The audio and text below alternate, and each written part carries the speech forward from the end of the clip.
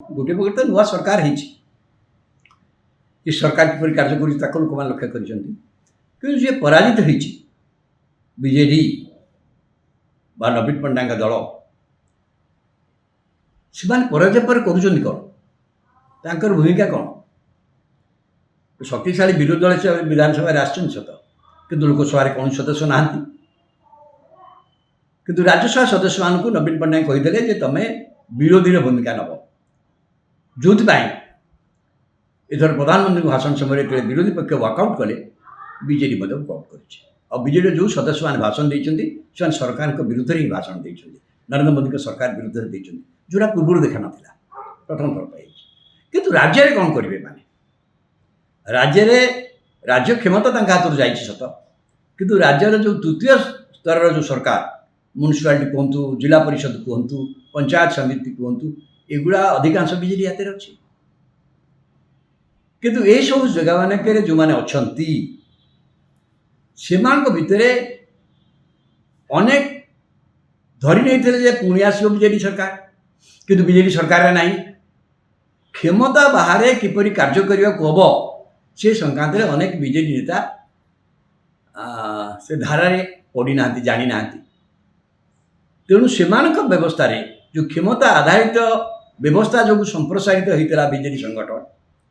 संगठन अत्यधिक मात्रा संप्रसारित होता आम जो कहूँ तृणमूल स्तर बहुत संगठन अच्छी किंतु यहाँ गोटे क्षमता आधारित व्यवस्था होता यहाँ धीरे धीरे जना पड़ू कारण क्षमता चलीगला देखो भुवनेश्वर म्युनिसिपालिटी भाया जगार जोटि दलर 57 जन कॉर्पोरेटर अच्छा मेयर बहु भोट्रे सीधासख भाव लोक निर्वाचित होती सेठार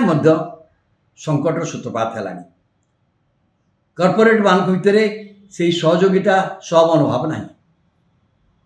तार मुख्य कारण हूँ भुवनेश्वर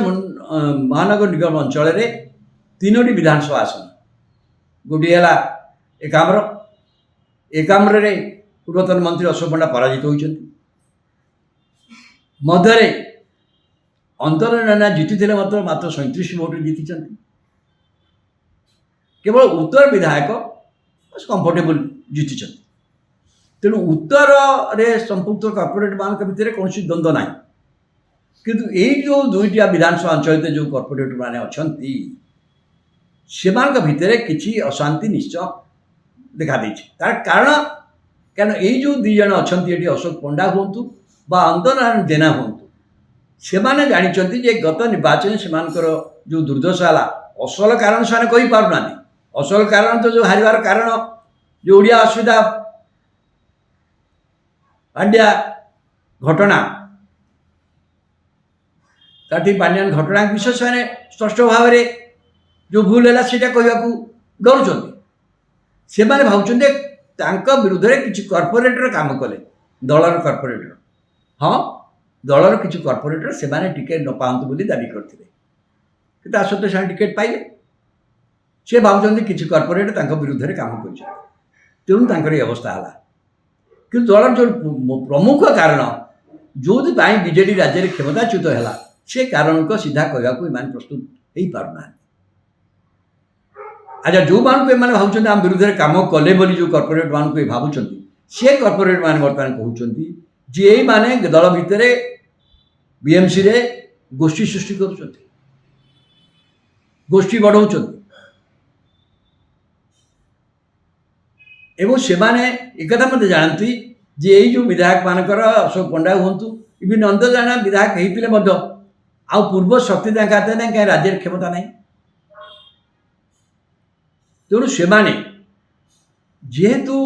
राज्य में बीजेपी से शक्ति हुए हठात बीएमसी रे ना किंतु बीएमसी सहित से बीजेपी सहित संपर्क स्थापन भी करती कहीं करें से मीटिंग हो भितर से किसी मीटिंग होगा 10-20 कॉर्पोरेट से एकाठी है आप देखिए स्टैंडिंग कमिटी जो है बीएमसी स्टैंडिंग कमिटी निर्वाचन से दल भितर माने एकमत सहमति प्रकाश पाइला नहीं एक देखिले आप किंतु सत्वे बीएमसी रे बीजेडी जो संख्यागरिष्ठता कॉर्पोरेट मान भितर रही मेयर सीधासख निर्वाचित होती ସେଥିରେ ଦଳ ଯଦି ଏକଜୁଟ ରହେ କିଛି ଅସୁବିଧା ନାହିଁ, କାରଣ ସମ୍ବିଧାନରେ କିଛି କ୍ଷମତା ସିଧାସଳଖ ଭାବରେ ବିଏମ୍ସି ହେଉ, ଜିଲ୍ଲା ପରିଷଦ ହେଉ, ପଞ୍ଚାୟତମାନଙ୍କୁ ଦିଆଯାଇଛି। ସେମାନେ ଚାହିଁଲେ ତାର ଉପଯୋଗ କରିପାରିବେ, କିନ୍ତୁ କ୍ଷମତା ବିନା ଏହି ସୁଯୋଗକୁ ନେଇକି ସେମାନେ ଦକ୍ଷତାର ସହିତ କାମ କରିପାରିବେ ଏ ଆତ୍ମବିଶ୍ୱାସ ଅନେକଙ୍କର ନାହିଁ। ସେଇଥିପାଇଁ ସଙ୍କଟ ବଢ଼ୁଛି। ଏହି ସଙ୍କଟ ବଢ଼ିବା ଭିତରେ ଆଦୌ ନିଶ୍ଚିତ ଭାବରେ ଚେଷ୍ଟା କଲେ ବିଜେପି କିଛି ଫାଇଦା ନେଇପାରିବ। କିଛି କର୍ପୋରେଟର ମାନେ ବିଜେପି ସହିତ ଜଡ଼ିତ ଉଦ୍ୟମ କରିବେ, କିନ୍ତୁ ଯେଉଁଠି ସିଧାସଳଖ ଭାବରେ ନିର୍ବାଚିତ ହୋଇକି ଚେୟାରମ୍ୟାନ୍ ହୁଅନ୍ତୁ ମେୟର ଆସିଛନ୍ତି,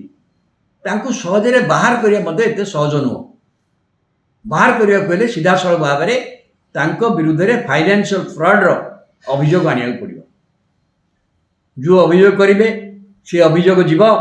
ଜିଲ୍ଲାପାଳଙ୍କ ପାଖକୁ, ଜିଲ୍ଲାପାଳ କମିଟି କରିବେ, ସେ କମିଟି ମତ ଦେବ, ତା ଉପରେ ଚାର୍ଜ ଫ୍ରେମ୍ କରିକି ଅର୍ବାନ୍ ଡିପାର୍ଟମେଣ୍ଟକୁ ପଠାଇବେ, ତାପରେ ଅର୍ବାନ୍ ଡିପାର୍ଟମେଣ୍ଟ ନିଷ୍ପତ୍ତି ନେଇପାରେ, ସରକାର ନିଷ୍ପତ୍ତି ନେଇପାରନ୍ତି।